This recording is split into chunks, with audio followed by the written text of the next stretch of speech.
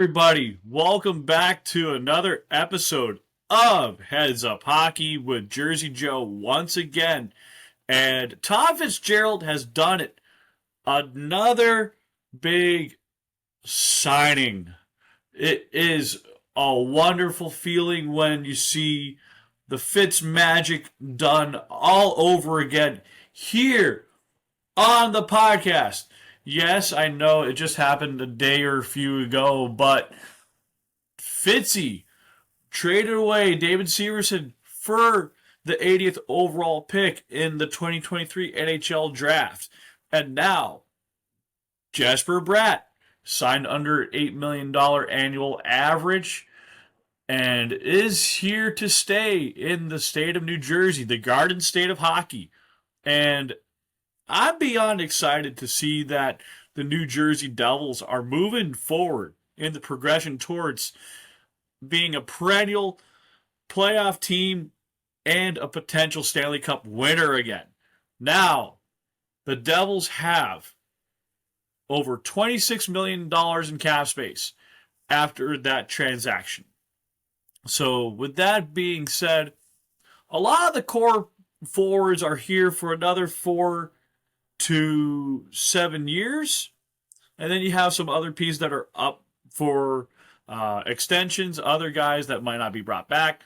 Tomas Tatar is up for a deal, but does he come back? Does he go? That's going to be another mention down the road, but I think what the Devils are honestly looking at, they're looking to get a little bit heavier with guys like a Nolan Foote coming up from Utica. You have guys like Graham Clark who can really shoot the puck. And the Devils have Simon Nemec and Luke Hughes anchoring the left side of the defense and the right side of defense. And this team is definitely going to be an interesting dynamic going forward. They're going to be offensive. They're going to have growing pains. Nothing's going to be perfect, but it's going to be a good system that these young guys play with these older veterans and these aged veterans. So really the Devils have a lot of good things flowing. And talks to get Timo Meier signed on the dotted line for an 8-year deal is in the works. And the Devils got the goods. And eventually when Timo does sign with New Jersey, this will probably be the best trade to date in New Jersey Devils history.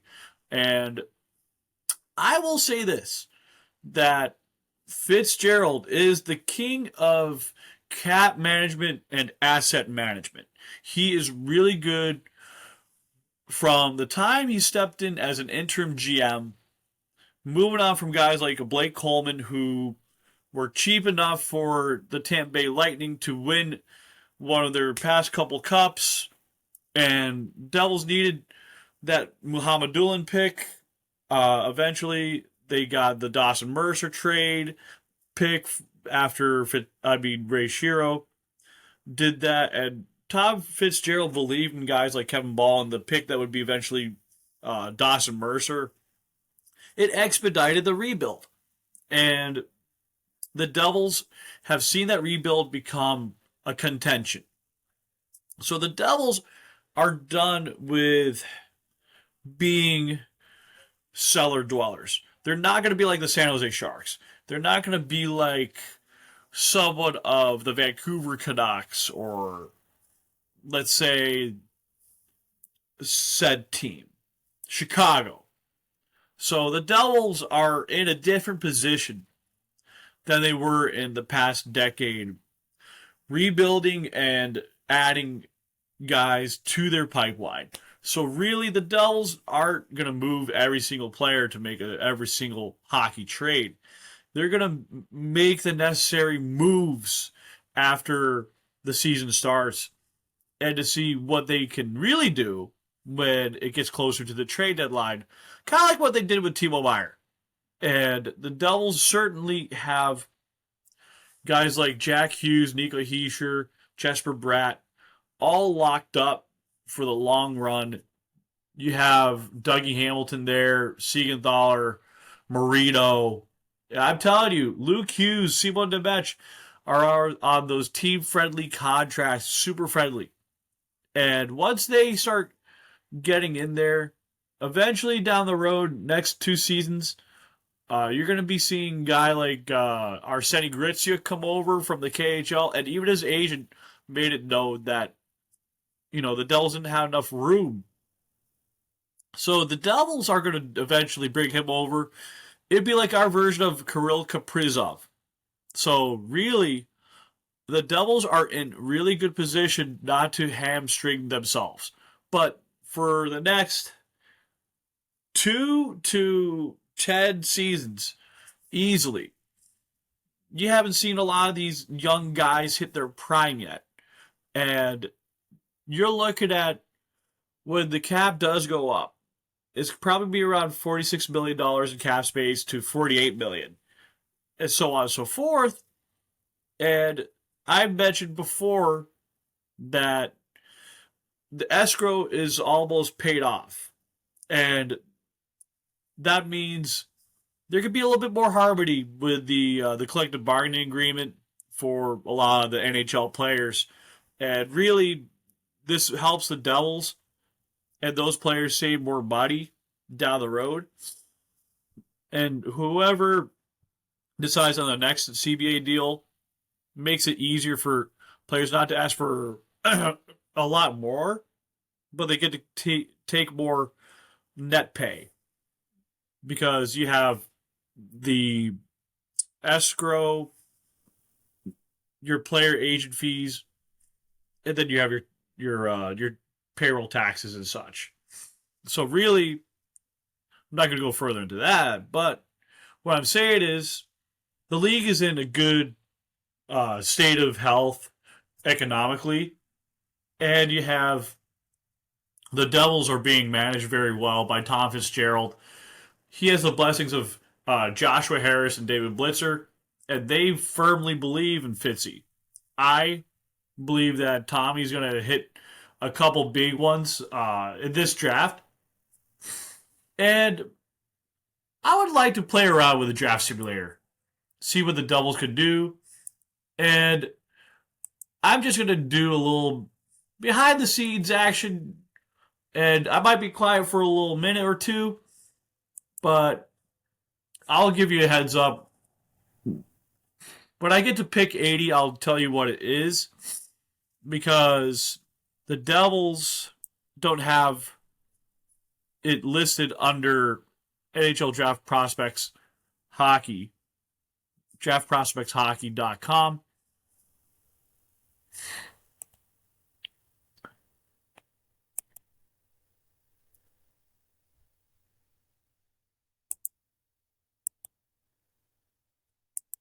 Let me see this. Okay, under pick 80,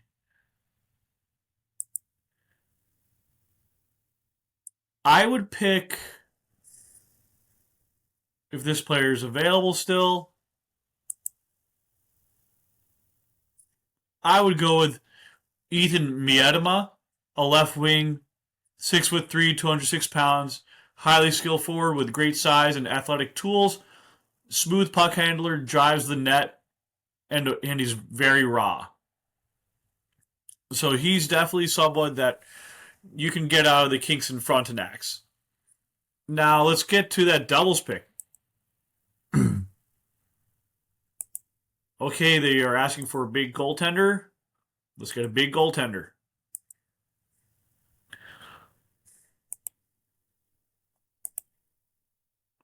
Here we go. Carson Musser, right out of the USA National Development Program. Tom Fitzgerald loves his USN TDP players. And they're asking for a big center. Let's get a big center. All right.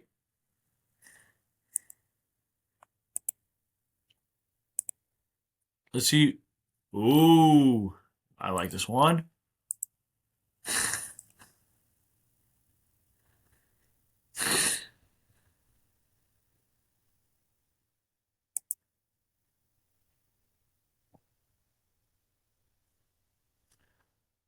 Owen Outwater from the Kingston Frontenacs.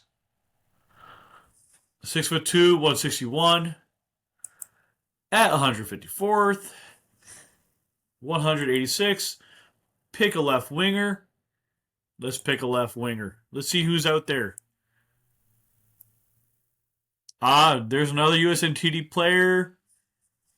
Right there, big two-way guy. Is Beckett Hendrickson. Let's see. Who else is there?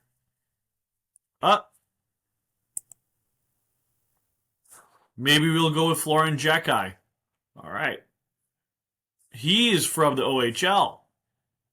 And 6'2", 275. Power forward. Let's get a left-handed defenseman. Here we go. Christian Kostadinsky out of Frölunda, HC J20 from Sweden. Got a Polish name, though. I like that.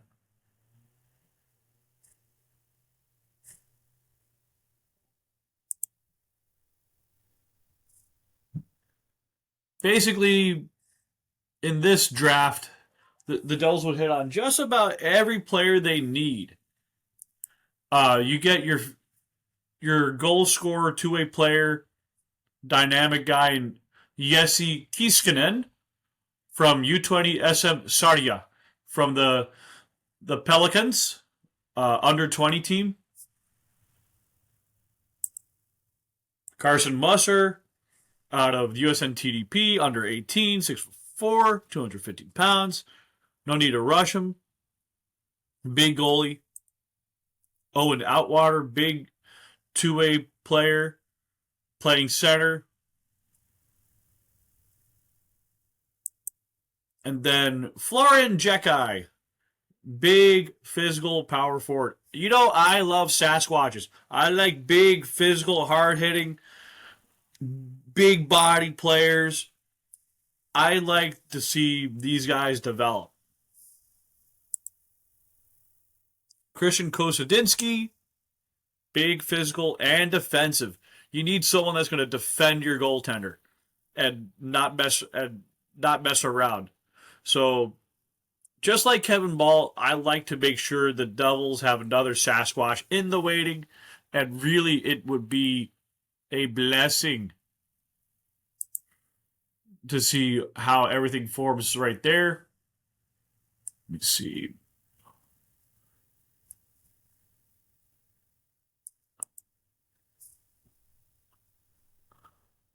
Let me go back towards that 80th pick because it's not updated in the system, but you know me, I have a good mind for finding things.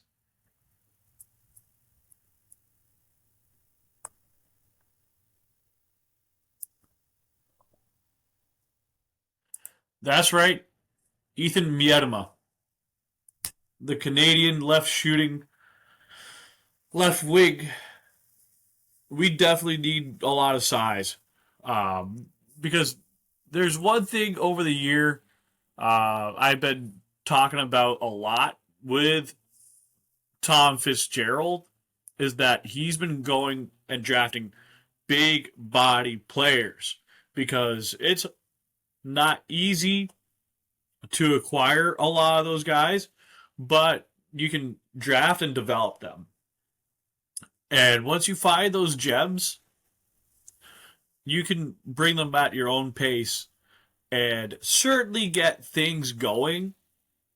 And once those guys start hitting, they start developing from your minor league system like the AHL. You can say, this kid's ready. Let's plug him in. Let's see him how he does. And you don't want to pull him in and out like Ruff usually does with some guys. He used to do that with Kevin Ball, but when Brendan Smith had an injury and or wasn't playing so well, or Severson kind of was on and off, Kevin Ball would get some chances. And he took advantage of it later in the year, and he really showed why he was a big key to the playoffs against the Rangers. And Luke Hughes, I mean, I was calling for him to play against the Rangers because the Rangers aren't all that physical last time they played them. But the Rangers, with their new coach and Peter Laviolette, are going to want more physical, gritty guys. And they're not going to bring back a Ryan Reeves if they did. All heck's going to break loose. But I digress. The Devils are going to certainly control what they can do from in-house and externally and bring in more guys that they can do more with.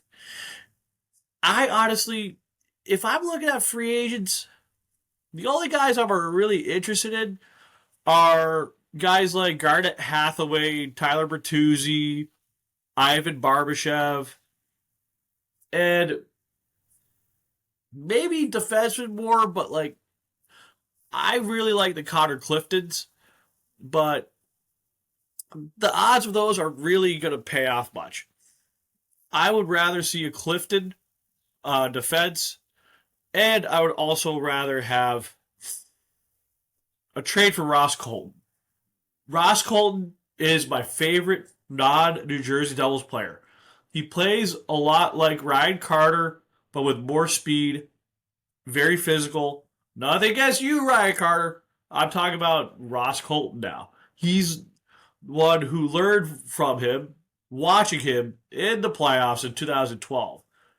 And the Robbinsville, New Jersey native wants to be back at home. I have a friend of mine who knows his brother or someone else in his family, and I said to him, why don't you ask Ross Colton yourself and see if he would like to get traded to New Jersey? And I hope the Devils get him because he would absolutely bring a lot of New Jersey fans that were like, they could relate to him. I can relate to him because he's from the state. My family's from the state. And I can relate to him because my family on my mom's side comes from New Jersey. And having him winning the Stanley Cup a few times already and being locker room buddies and teammates with Andre Palat makes a ton of sense. And, pardon me, allergies. When you have a guy like Palat over time, either get bought out, get traded, retire, it's good to have that next guy who's going to step in, knows how to win in the playoffs, and know how to be clutch. And I'm a big fan of Palat's, and you're not always going to have those guys stay around hitting their prime when guys slow down. It's good to have the next guy there.